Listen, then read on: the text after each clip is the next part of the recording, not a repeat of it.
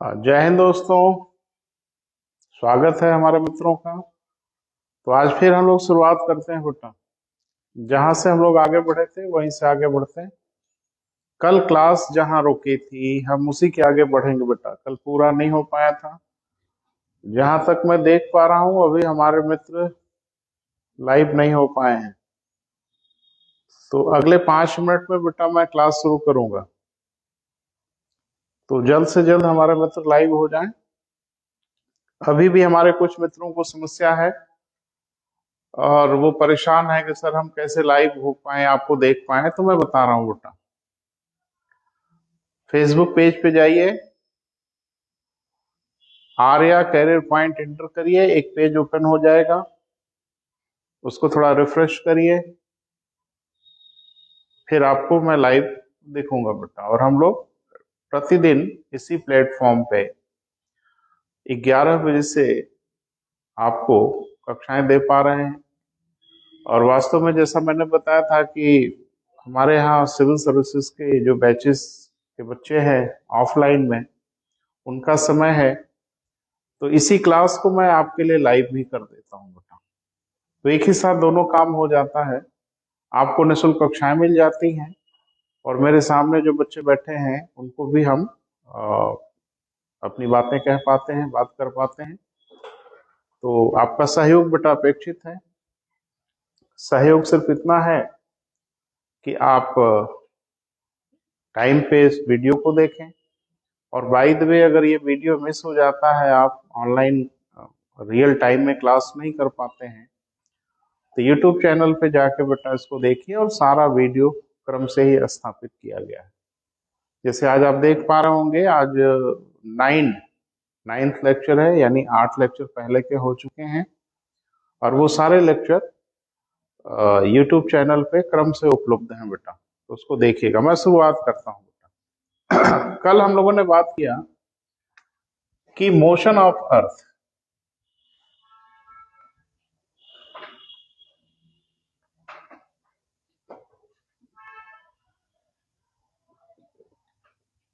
तो धरती की जो गति है बेटा, उससे संबंधित कंपटीशन में बहुत ढेर सारे क्वेश्चंस पूछे जाते हैं, ढेर सारे प्रश्न पूछे जाते हैं डिफरेंट कॉम्पिटेटिव एग्जामिनेशन में। वो सिविल सर्विसेज से लेके पीसीएस तक, बिहार पीसीएस तक, एमपी पीसीएस तक, हर जगह पूछा जाता है। कभी कभी क्वेश्चंस दिखते हैं, थोड़ा बात कर लेते हैं बेटा। और क्रमशः फिर हम आगे की ओर बढ़ेंगे। धीरे धीरे हम लोग फिजिकल ज्योग्राफी को टच करेंगे, पढ़ते चलेंगे। बहरहाल, कल जो हमने बात किया बेटा, वो बात किया कि पृथ्वी 2 प्रकार की गति करती है। वहीं से थोड़ा सा रिवाइज करके हम आगे बढ़ते हैं। एक को मैंने बताया था कि पृथ्वी दैनिक गति करती है, जिसको रोटेशन कहते हैं। दैनिक गति से क्या क्या हुआ बेटा? मैंने आपको बताया कि पहला, रात दिन होता है। दूसरा, एक सेंट्रीफ्यूगल फोर्स क्रिएट होता है, जिसके कारण पृथ्वी ध्रुवों पे चपटी हो गई और इक्वेटोरियल रीजन में विस्तार हो गया। तीसरा, मैंने कहा कि दैनिक गति के कारण एक फोर्स क्रिएट हो जाता है बेटा, एक बल उत्पन्न हो जाता है, जिसको हम लोग कह लेते हैं कोरियोलिस फोर्स, कोरियोलिस बल। क्लियर है? इसकी जरूरत पड़ेगी तब जब हम लोग वायु दाब और पवन पे चर्चा करेंगे, यानी प्रेशर और विंड पे बात करेंगे। तो हम लोग उस पर विस्तार से बात करेंगे। आज हम लोगों की चर्चा का जो विषय है बेटा, वह विषय है कि पृथ्वी की वार्षिक गति। तो कल आपसे बात हुई थी कि पृथ्वी का जो एक्सिस है, अक्ष है, वो ऑर्बिटल प्लेन से वर्टिकल नहीं है, लंबवत नहीं है, वरन थोड़ा सा इंक्लाइंड है। तो पहला प्रश्न ये है कि ये वर्टिकल से जो हमारा एक्सिस है वो इंक्लाइंड कैसे हो गई बेटा? तो जल्द से जल्द जुड़िए बेटा, हमारे ढेर सारे मित्र। क्लास शुरू हो चुकी है, क्योंकि ऑफलाइन में हमारे मित्र होते हैं सामने। तो मैं वेट नहीं करूंगा बेटा, मैं आगे बढ़ूंगा, क्योंकि बच्चे बैठे हुए हैं सुनने के लिए। 12, पृथ्वी की जो एक्सिस है, वो कक्षा जो तल है उस पे वर्टिकल नहीं है, वो थोड़ा सा इंक्लाइंड है। अब ये इंक्लिनेशन कैसे हो गया? तो इसके लिए एक परिकल्पना आई थी, जिसको हम लोग जाइंट इंपैक्ट हाइपोथेसिस कहते हैं। एक परिकल्पना है बेटा। इस परिकल्पना को बताया था एक वैज्ञानिक थे जिनका नाम था आर एल्डवर्थ डेली। तो आर एल्डवर्थ डेली ने बताया था कि मुझे ऐसा लगता है, ये उनकी अपनी सोच है बेटा, इस पे कोई सहमत हो भी सकता है, नहीं भी हो सकता है, लेकिन प्रतियोगी परीक्षाओं के लिए आपको ये जवाब देना होगा। तो उनका यह मानना था कि लगभग 4.5 अरब वर्ष पहले कोई एस्टेरॉयड या कोई टेरेस्ट्रियल जो बॉडी है वो पृथ्वी से टकराई, और उसी टक्कर को उन्होंने नाम दिया जाइंट इंपैक्ट हाइपोथेसिस। और उनके अनुसार इस टक्कर से पृथ्वी का एक्सिस थोड़ा सा डेविएट हो गया और लगे हाथ पृथ्वी का एक बहुत बड़ा हिस्सा भी टूट के पृथक हो गया, जिससे चंद्रमा का निर्माण हो गया। तो पृथक तो हो गया, लेकिन वह पृथ्वी की ग्रेविटेशन को छोड़ के नहीं भाग पाया, इसलिए वह पृथ्वी की ग्रेविटेशन में बंधा रह गया और वह पृथ्वी के चारों ओर चक्कर लगाने लगा। तो इसको हम लोग क्या बोलते हैं बेटा? जाइंट इंपैक्ट हाइपोथेसिस, जिसको दिया था आर एल्बर्ट डेली ने दिया था। बहरहाल जैसे भी हुआ हो, लेकिन यह तो तय है कि पृथ्वी की जो एक्सिस है वो ऑर्बिटल प्लेन पे, यानी जिस प्लेन पे वो चक्कर लगाती है उस पे वर्टिकल नहीं है, 90 डिग्री पे नहीं है, वरन इंक्लाइंड है। कल वहीं पे बात हुई थी बेटा, उसी के आगे हम बढ़ते हैं। पृथ्वी के अक्ष के झुकाव को लेके बच्चे हमारे बहुत कंफ्यूज रहते हैं। जब भी उनसे पूछा जाता है तो उनका एक ही जवाब होता है कि पृथ्वी की एक्सिस का जो झुकाव है वो 23.5 डिग्री है, 23.5 अंश है। तो एक बात मुझे बताइए बेटा, कल वही मैंने रोका था, उसी के आगे चल रहे हैं। सपोज करो ये पृथ्वी है, तो उसकी ये एक्सिस है थोड़ी इंक्लाइंड है, थोड़ी झुकी हुई है, यानी दिस इज नॉर्थ पोल और दिस इज साउथ पोल। अब समस्या ये है कि पृथ्वी की एक्सिस जो इंक्लाइंड है उसका एंगल क्या है। तो मैंने आपसे बात किया था बेटा कि एंगल जो है वो एक रेखा का नहीं हो सकता। एंगल जब भी हमको बताना होगा, कोण जब भी बताना होगा, तो कम से कम 2 रेखाओं की आवश्यकता होगी। और हमारे में तो धड़ल्ले से ये बोलते हैं कि पृथ्वी का एक्सिस 23.5 डिग्री इंक्लाइंड है। ये तो वही हो गया ना बेटा कि हम आपसे पूछें कि दिल्ली कितनी दूर है, तो क्या एब्सोल्यूट आंसर आप दे सकते हैं कि 100 किलोमीटर है? नहीं, ये डिपेंड करता है कि आपने कहां से पूछा। तो पृथ्वी के एक्सिस का इंक्लिनेशन आप कैसे एब्सोल्यूट बता देते हो 23.5 डिग्री? वहां भी तो ये प्रश्न है ना बेटा कि इंक्लिनेशन किधर से पूछ रहे हैं आप। तो ध्यान रखना, पृथ्वी के अक्ष का झुकाव 2 तरीके से हो सकता है। एक तो जो ऑर्बिटल प्लेन है जिस पे पृथ्वी चक्कर लगा रही है उससे, और एक ऑर्बिटल प्लेन पे वर्टिकल से। ये जो कक्षा का तल है, जैसे धरती ये चक्कर लगा रही है, तो एक ऑर्बिट बना, उस ऑर्बिट का प्लेन दिस वन, और ये इस ऑर्बिट प्लेन पे एक वर्टिकल। तो पृथ्वी की एक्सिस तो ऐसे रहती, तो हम ये कहते कि नहीं झुकी हुई है, लेकिन पृथ्वी की एक्सिस थोड़ा सा इंक्लाइंड हो गई। अब ये इंक्लिनेशन एंगल बेटा 2 अलग अलग जगहों से न मापा जा सकता है, यानी इसको 2 अलग अलग जगहों से देखा जा सकता है। बोले तो उसको जरा देखें। एक तो हम यहां से देख सकते हैं और एक हम यहां से देख सकते हैं। और ये आपको पता है कि ऑर्बिटल प्लेन से जो वर्टिकल है वो तो 90 डिग्री पर ही है, इससे यह रेखा 90 डिग्री पर है। ये वाला एंगल वास्तव में 23.5 डिग्री है। तो जाहिर सी बात है, ये एंगल 23.5 हो गया, तो दिस एंगल इज 66.5 डिग्री। तो अब एक ही प्रश्न के 2 जवाब हो गए ना बेटा। अगर हम आपसे ये पूछें कि पृथ्वी का एक्सिस कितनी डिग्री पे इंक्लिनेशन है, तो आपको जरूर ये पूछना पड़ेगा कि सर कहां से।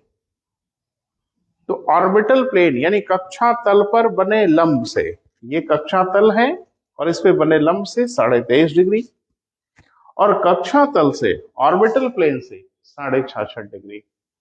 ये दिमाग में आ गया बेटा?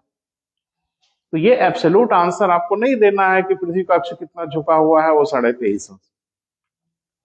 आपको बताना पड़ेगा बेटा कि कहां से। क्लियर है? अब थोड़ा एक डायग्राम बेटा हम लोग देखते हैं और समझने की कोशिश करते हैं, और यहीं से आपको सारी कहानियां स्पष्ट होंगी। ये तो क्लियर हो गया होगा, आगे बढ़ते हैं बेटा। सामान्य रूप से जब हम पृथ्वी को दिखाते हैं ना बेटा, पढ़ते पढ़ाते समय, तो उसकी एक्सिस सीधा दिखा देते हैं। अरे भाई, जब भी हम लोग पढ़ते हैं तो अर्थ बनाते हैं तो कहते हैं this is north pole, this is south pole, ये उत्तरी ध्रुव, दक्षिणी ध्रुव, दिस इज इक्वेटोर, ऐसे दिखाते हैं। लेकिन अब जब ऐसे दिखाते हैं तो हम मान लेते हैं कि पृथ्वी की एक्सिस ऐसे है, लेकिन वास्तव में पृथ्वी की एक्सिस ऐसे ना होके पृथ्वी की एक्सिस ऐसे है। ये नॉर्थ पोल ना होके ये नॉर्थ पोल है, और ये साउथ पोल ना होके ये साउथ पोल है। तो इस तरह से एक्सिस है पृथ्वी की बेटा। एक डायग्राम मैं आपको समझाने की कोशिश कर रहा हूं, उस डायग्राम को समझिएगा। इस रेखा को क्या कहते हैं बेटा? विषुवत रेखा या इक्वेटोर कहते हैं। ये, इसको थोड़ा बड़ा कर लो, कंफ्यूजन नहीं होगा। ये विषुवत रेखा भी है और इसी के परिसर कक्षा तल भी है। थोड़ा डायग्राम से बेटा फिर से समझने की कोशिश करिए, और मैं प्रयास कर रहा हूं।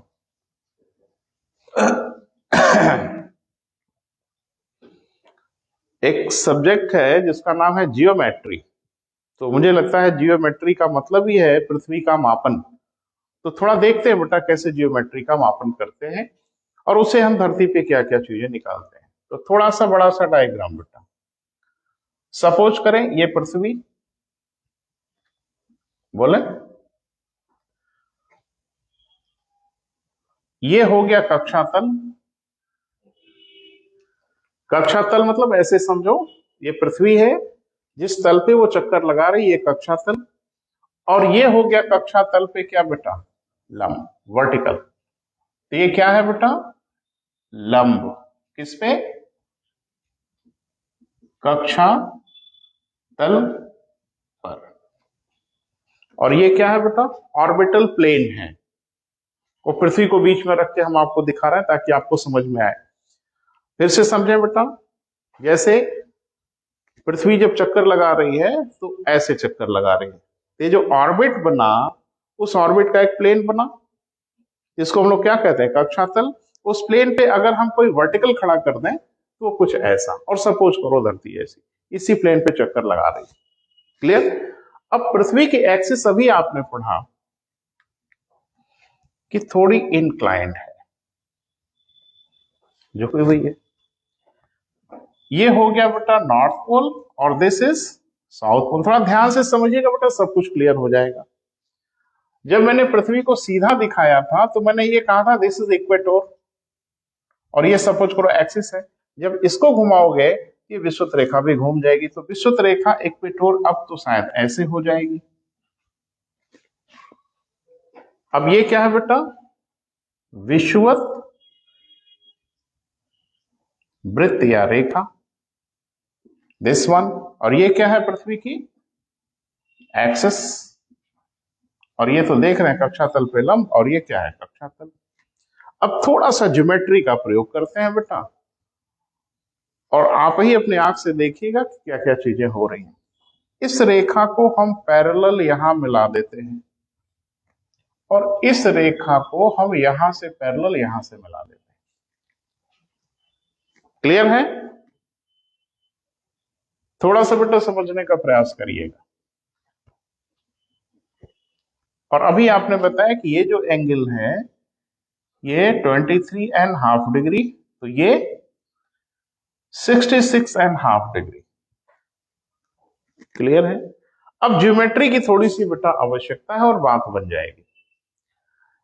ये वाला एंगल, ये वाला अगर 66.5 डिग्री है तो ये भी एंगल वही होगा, और ये वही होगा, तो ये वाला एंगल कितना होगा? 23.5 डिग्री। और ये अगर 23.5 डिग्री हुआ तो ये भी 23.5 डिग्री, और ये 23.5 हुआ तो ये भी 23.5 डिग्री होगा। अब बाकी को हटा देते हैं, जो हमारे काम का है उसको रखते हैं। तो आप देख रहे हैं कि जो वर्टिकल से 23.5 डिग्री इंक्लाइन होने के कारण यह रेखा भी 23.5 पे मिली, और यह रेखा भी 23.5 पे मिली। बड़ी मजेदार बात है कि इस रेखा को हम लोग कहते हैं कर्क रेखा, और इस रेखा को क्या कहते हैं? मकर रेखा। ट्रॉपिक ऑफ कैंसर और ट्रॉपिक ऑफ कैप्रिकॉर्न।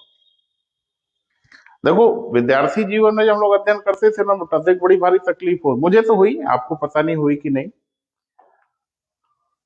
कि जो अक्षांश रेखाएं हैं, लैटिट्यूड हैं, वो 0 से लेके नॉर्दर्न हेमिस्फीयर में 90 और साउदर्न हेमिस्फीयर में 90।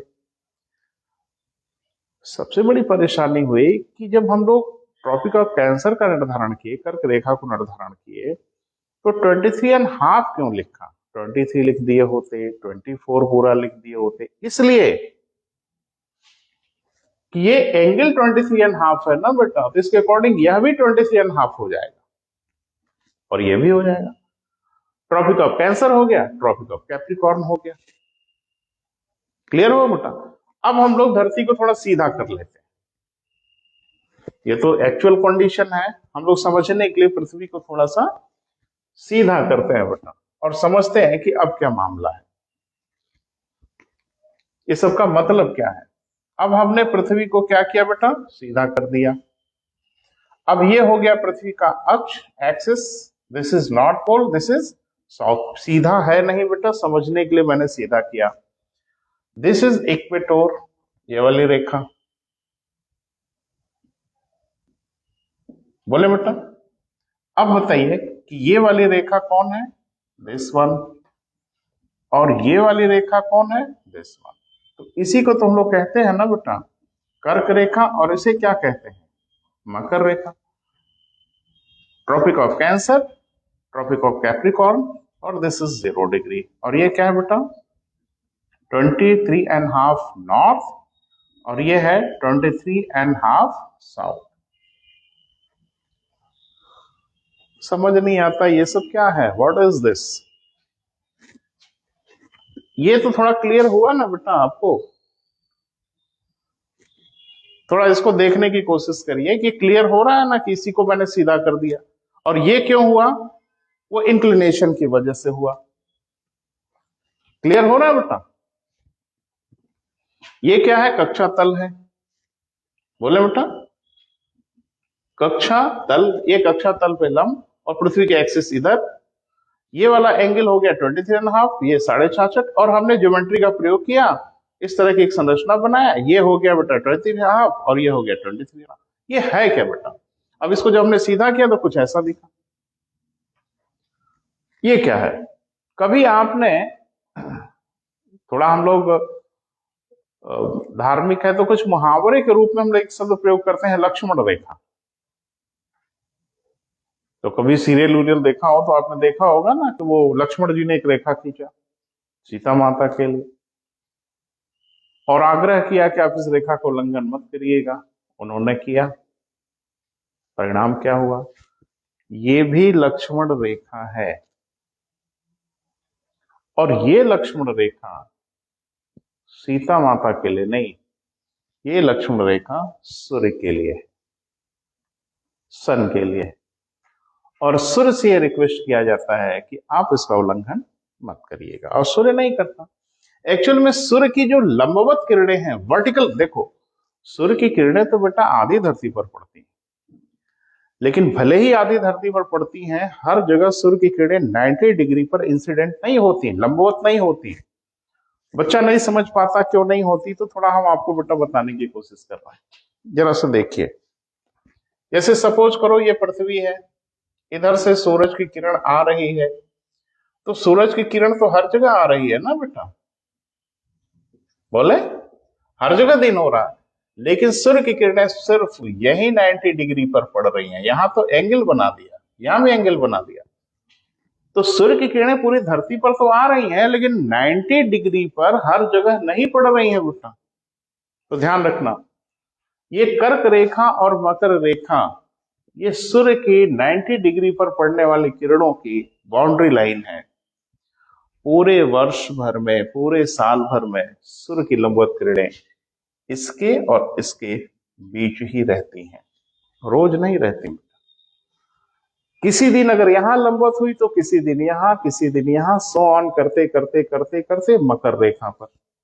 लेकिन मकर रेखा पर जब लंबवत पड़ जाती है तो फिर उसके दक्षिण की ओर नहीं जाती, फिर वापस, यानी सूर्य की लंबवत किरणों की बाउंड्री लाइन बन गई बेटा। और ऐसा सिर्फ इसलिए हुआ कि पृथ्वी की एक्सिस का जो झुकाव है वर्टिकल से 23.5 है, इसलिए 23 डिग्री इधर और 23 डिग्री इधर की बाउंड्री लाइन हम लोगों को मिल गई। हाँ, अगर पृथ्वी के एक्सिस का झुकाव 40 डिग्री होता वर्टिकल से, तो कर्क रेखा मकर रेखा फिर 40-40 डिग्री पर मिलती। क्योंकि ये झुकाव 23.5 है, इसीलिए एंगल भी 23.5 आया। ये क्लियर हुआ बेटा कि कर्क और मकर रेखा क्यों 23.5 डिग्री पर है? क्योंकि यही एक बाउंड्री बना देती है सूर्य की लंबवत किरणों का। और इसी के बीच में देखो, डायग्राम से बेटा समझने की कोशिश करो। सपोज करो ये सन है, ये पृथ्वी है, थोड़ा सा इंक्लाइंड है। अब इसी दशा में वह सूर्य का चक्कर लगाती है।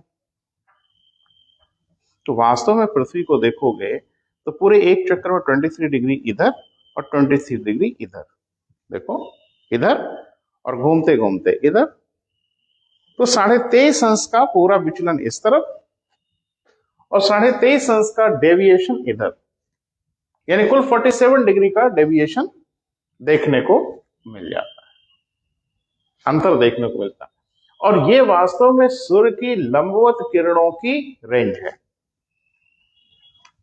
अरे इसी को तो आम बोलचाल में बोलते हैं सूर्य उत्तरायण हो रहा है, सूर्य दक्षिणायन हो रहा है, नॉर्थवर्ड जा रहा है, साउथवर्ड जा रहा है, ये सब होता। एक बात कि सूर्य कहीं नहीं आता जाता, झुकी हुई दशा में पृथ्वी ही चक्कर लगाती है, सूर्य की किरणें अलग अलग जगहों पे वर्टिकल पड़ती चली जाती। तो अलग अलग जगह यही है बेटा, कर्क रेखा से लेके मकर रेखा तक। तो पूरे वर्ष भर में सूर्य की किरणें कर्क और मकर रेखा के बीच में लंबवत किरणें एक चक्कर लगा लेती। कितने दिन में बेटा? एक वर्ष में एक ही चक्कर पूरा होता है। अब एक चक्कर में कर्क रेखा से मकर रेखा के बीच में सूर्य की लंबवत किरणों का एक चक्कर पूरा हो जाता है। और एक चक्कर का मतलब आप समझ रहे हैं कि एक चरण, दो चरण, तीन चरण और चार चरण। भाई कर्क रेखा से विषुवत रेखा, विषुवत रेखा से मकर रेखा, मकर रेखा से विषुवत रेखा, विषुवत रेखा से कर्क रेखा, एक चक्कर हुआ। तो कै चरण की यात्रा हुई? चार। चार चरण की यात्रा हुई 12 माह में। इतनी गणित मुझे आती है, लगता है आपको भी आती होगी, कि एक चरण की यात्रा 3 माह में। अरे 12/4 3 माह। इसका मतलब कि सूर्य की लंबवत किरणें जब कर्क रेखा पर लंबवत होंगी, उसके ठीक 3 महीने बाद वो विषुवत रेखा पर लंबवत होंगी, फिर उसके 3 महीने बाद मकर रेखा पर लंबवत होंगी।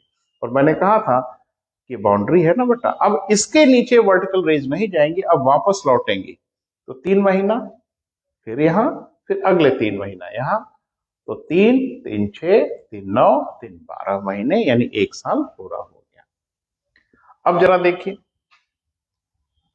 21 जून को सूर्य की लंबवत किरणें कर्क रेखा पर पड़ती, ये सबको पता है। 3 महीना जोड़िए, जुलाई, अगस्त, सितंबर। 23 सितंबर को सूर्य की लंबवत किरणें विषुवत रेखा पे पड़ने लगती है। फिर 3 महीना, अक्टूबर, नवंबर, दिसंबर। 22 दिसंबर को सूर्य की लंबवत किरणें मकर रेखा पर पड़ने लगती है। फिर 3 महीना, जनवरी, फरवरी, मार्च। 21 मार्च को सूर्य की किरणें पुनः विषुवत रेखा पर पड़ने लगती हैं। फिर अप्रैल, मई, जून। तो एक बात समझ में आई कि पूरे वर्ष भर में सूर्य की किरणें एक बार कर्क रेखा पर लंबवत होती हैं, वर्टिकल पड़ने लगती हैं, एक बार मकर रेखा पर लंबवत पड़ने लगती हैं, और 2 बार विषुवत रेखा पर लंबवत पड़ती है, एक बार आते हुए, एक बार जाते हुए। और ज्योग्राफी में इसी का पूरा खेल है बेटा, इसी के पूरे खेल को समझना है तो थोड़ा सा समझ लेते हैं। जब सूर्य की किरणें कर्क रेखा पर लंबवत पड़ने लगती हैं, ज्योग्राफी में इसे कर्क संक्रांति कहते हैं, समर सोलस्टिस कहते हैं। ये कब होता है बेटा? 21 जून को। अब 21 जून को होता क्या है? सूर्य की लंबवत किरणें किधर है बेटा? नॉर्दर्न हेमिस्फीयर में है, उत्तरी गोलार्ध में। इसका फर्क यह पड़ता है कि इस समय उत्तरी गोलार्ध में ग्रीष्मकाल और दक्षिणी गोलार्ध में शीतकाल होता है। क्लियर? इस समय उत्तरी गोलार्ध में सबसे बड़े दिन, सबसे छोटी रातें, और ठीक उलट इसी समय दक्षिणी गोलार्ध में सबसे छोटे दिन और सबसे लंबी रातें होती। इधर ग्रीष्मकाल, इधर शीतकाल। क्लियर है बेटा? 21 जून को उत्तरी गोलार्ध में सबसे बड़े दिन और 21 जून को दक्षिणी गोलार्ध में सबसे छोटे दिन। कब बेटा? 21 जून को, जिसको हम लोग कर्क संक्रांति कहते हैं। अब 3 महीने बाद आइए 23 सितंबर। सूर्य की लंबवत किरणें कहां पड़ने लगी बेटा? नहीं, जंप करके नहीं आती, धीरे धीरे आगे की ओर बढ़ती हैं। तो चूंकि 3 रेखाओं को हमने पहचान दिया है, इस 3 रेखाओं के संदर्भ में ही पढ़ते हैं। 23 सितंबर को सूर्य की किरणें कहां बेटा? विषुवत रेखा पर। ज्योग्राफी में इसे कहते हैं क्या? विषुव। क्या कहते हैं बेटा? विषुव कहते हैं, या इंग्लिश में इसको इक्विनॉक्स कहते हैं। तो 23 सितंबर वाला भी विषुव है, बोले, लेकिन इसे क्या कहते हैं? शरद विषुव। क्या कहते हैं बेटा? विषुव तो है ही है, विषुव हिंदी में, और इंग्लिश में इसको हम लोग कहते हैं इक्विनॉक्स। क्योंकि ये 2 बार होता है, 23 सितंबर को होता है और 21 मार्च को होता है। इस दोनों को अलग अलग हम लोग नाम से पहचानते हैं। 23 सितंबर वाला जो होता है बेटा, यानी एक कब होता है बेटा? 23 सितंबर को। तो 23 सितंबर को जो होता है उसे हम लोग क्या कहते हैं? शरद विषुव, ऑटम इक्विनॉक्स। क्लियर है? तो 23 सितंबर को क्या होगा? जब सूर्य की लंबवत किरणें विषुवत रेखा पर पड़ने लगी, रात दिन की अवधि बराबर हो जाती है, ऋतुएं सम हो जाती है। व्यवहार में भी देख सकते हैं, ना अधिक गर्मी ना अधिक ठंडक। हाँ, पोल्स की बात छोड़ दीजिए। अब 3 महीना बाद 22 दिसंबर को सूर्य की लंबवत किरणें मकर रेखा पर पड़ने लगती हैं, जिसे हम लोग मकर संक्रांति कहते हैं और विंटर सोलस्टिस कहते हैं इंग्लिश में। इस समय क्या हो जाता है? अब सूर्य की लंबवत किरणें किधर चली गई? विषुवत रेखा को पार करके साउदर्न हेमिस्फीयर में चली गई। तो जाहिर सी बात है, अब इधर इस रेखा पर सबसे बड़े दिन होंगे, गर्मी होगी, और ठीक उलट इधर ठंडक आ जाएगी। दिसंबर ही चल रहा है ना बेटा। तो सूर्य अब किधर है? उत्तरी गोलार्ध में नहीं है, दक्षिणी गोलार्ध में। हम लोग किधर हैं? उत्तरी गोलार्ध में। और हम लोग क्या, ठंडक का समय चल रहा है। जब सूर्य की किरणें विषुवत रेखा को पार करके उत्तरी गोलार्ध में प्रवेश करेंगी, हम लोगों की तरफ गर्मी आ जाएगी और इधर ठंड। तो यही होता है बेटा, ऋतुओं का परिवर्तन इंक्लिनेशन के कारण होता है। क्लियर है? तो जरा सा ध्यान रखिए बेटा। फिर हम लोग आ गए 21 मार्च को। बसंत विषुव कहते हैं। रात दिन की अवधि फिर बराबर होगी। वर्ष भर में 2 बार रात दिन की अवधि बराबर होती है। वर्ष में 2 बार ऋतुएं सम होती हैं, न गर्मी न ठंडक। तो इसको क्या कहते हैं बेटा? बसंत विषुव, है ना? वर्नल इक्विनॉक्स कहते हैं। क्लियर हुआ बेटा? तो पूरे क्लाइमेट का खेल यह है बेटा, उसको समझना है कि जो सूर्य की लंबवत किरणें होती हैं, वर्टिकल रेज होती हैं, वो इंक्लिनेशन के कारण, एक्सिस पे झुकाव के कारण कभी इधर लंबवत पड़ने लगती हैं, कभी इधर लंबवत पड़ने लगती हैं पूरे साल भर में। एक बात कि जब सूर्य की लंबवत किरणें इधर, यानी नॉर्दर्न हेमिस्फीयर में जब वर्टिकल होने लगती हैं, तो इधर गर्मी और इधर ठंडा। और जब क्या पता ही है आपको, और जब सूर्य की किरणें इधर लंबवत पड़ने लगती हैं, यानी 23 सितंबर के बाद वो दक्षिणी गोलार्ध में प्रवेश कर जाती हैं, तो इधर आ जाती है गर्मी और आपकी ओर हो जाती है ठंडक। ध्यान रखना, वर्ष में एक बार कर्क संक्रांति, एक बार मकर संक्रांति, 2 बार विषु, एक बार आते हुए और एक बार जाते हुए।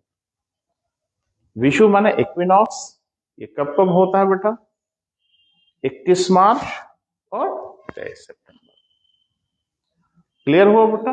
हाँ, सूडो क्वेश्चन भी पूछे जाते हैं बेटा, काल्पनिक प्रश्न भी पूछे जाते हैं। मैं आपके लिए क्वेश्चन रख रहा हूं, अगर पृथ्वी के एक्सिस का झुकाव वर्टिकल से ना होता, यानी पृथ्वी की एक्सिस ऐसे ना हो कि सीधी होती, कक्षा तल पे सीधे लंब होती पृथ्वी की एक्सिस, तो क्या होता? क्लाइमेटिक कंडीशन पे क्या फर्क पड़ता? एक सूडो क्वेश्चन भी हायर कंपटीशन में पूछे जाते हैं, तो ध्यान रखना, अगर पृथ्वी के एक्सिस का इंक्लिनेशन वर्टिकल से ना होता, यानी सीधे वर्टिकल ही होती, तो ऋतु का कोई परिवर्तन नहीं होता। इसका अभिप्राय कि जहां जैसी ऋतुएं होती वर्ष भर वैसी ही होती। तो ऋतु परिवर्तन का कारण पृथ्वी की एक्सिस का वर्टिकल से झुकाव है। क्लियर है बेटा? क्योंकि यह वर्टिकल से झुकाव 23.5 डिग्री है, इसलिए सूर्य की लंबवत किरणें 23 डिग्री ऊपर की ओर और 23 डिग्री नीचे की ओर जाती हुई प्रतीत होती हैं। फिर एक काल्पनिक प्रश्न, यदि पृथ्वी के एक्सिस का झुकाव 40 डिग्री होता, तो ट्रॉपिक ऑफ कैंसर और ट्रॉपिक ऑफ कैप्रिकॉर्न विषुवत रेखा से 40 डिग्री उत्तर की ओर और 40 डिग्री दक्षिण की ओर होती। क्लियर है बेटा? तो अगर ये सारा जो क्लाइमेटिक चेंज होता है बेटा, उसके पीछे क्या कारण है? पृथ्वी की एक्सिस का झुकाव और उसी झुकी हुई अवस्था में सूर्य के चारों ओर चक्कर लगाना, और सूर्य की वर्टिकल रेस थोड़ा ऊपर और थोड़ा नीचे जाती हुई दिखाई देती है। लेकिन ध्यान रखना, टोटल जो डेविएशन होता है वो होता है बेटा, टोटल डेविएशन वो 23.5 प्लस 23.5, दिस इज 47 डिग्री का। देखें, ये सब दिमाग में रखिए बेटा, परीक्षाओं में बहुत काम आएगा। क्लियर है? अब हम लोग अर्थ से संबंधित जो छोटी मोटी चीजें थी उसको लगभग कंक्लूड कर रहे हैं। तो एक फाइनल बेटा टच हम लोग दे दें कि पृथ्वी की वार्षिक गति, रिवॉल्यूशन के कारण क्या क्या होता है। तो भी देखा आपने, वार्षिक गति के कारण कर्क संक्रांति, मकर संक्रांति, विषुव होता है। इसी के कारण रात दिन की अवधि में अंतर आता है, कभी दिन बड़े, कभी रातें बड़ी, कभी दिन छोटे, कभी रात छोटी। क्लियर है बेटा? और वर्ष में 2 बार रात दिन की अवधि बराबर, ऐसा सिर्फ एक्सिस पे झुकाव के कारण होता है। क्लियर हुआ बेटा? तो वार्षिक गति के कारण, इसी कारण हम लोग पढ़ते हैं कि ऋतुओं में परिवर्तन होता है। रात कल मैंने बात किया था कि वार्षिक गति के कारण क्या होता है, दैनिक गति के कारण तो रात दिन होता है, लेकिन वार्षिक गति के कारण रात दिन की अवधि में अंतर होता है। क्लियर है बेटा? वार्षिक गति के कारण ऋतुओं में परिवर्तन होता है। क्यों? क्योंकि वार्षिक गति के कारण कभी सूर्य उत्तरायण और कभी सूर्य दक्षिणायन जाता हुआ प्रतीत होता है। तो लगभग 6 महीने वो नॉर्दर्न हेमिस्फीयर में रहता है और लगभग 6 महीने साउदर्न हेमिस्फीयर में रहता है लंबवत किरणें। जब 6 महीने नॉर्दर्न हेमिस्फीयर में सूर्य की लंबवत किरणें रहती हैं तो त्रिगोलार्ध में ग्रीष्मकाल, और जब 6 महीने सूर्य की लंबवत किरणें साउदर्न हेमिस्फीयर में होती हैं तो दक्षिणी गोलार्ध में ग्रीष्मकाल और उत्तरी गोलार्ध में शीतकाल। यही सब चलता रहता है बेटा। क्लियर हुआ? तो इस हिस्से को बेटा हम अब समाप्त करेंगे, और ये 9वां दिन है हमारा। आज छोटा सा टॉपिक था, कल चूंकि थोड़ा विलंब हो रहा था तो कल मैंने कंक्लूड नहीं किया, तो आज मैंने कंक्लूड किया।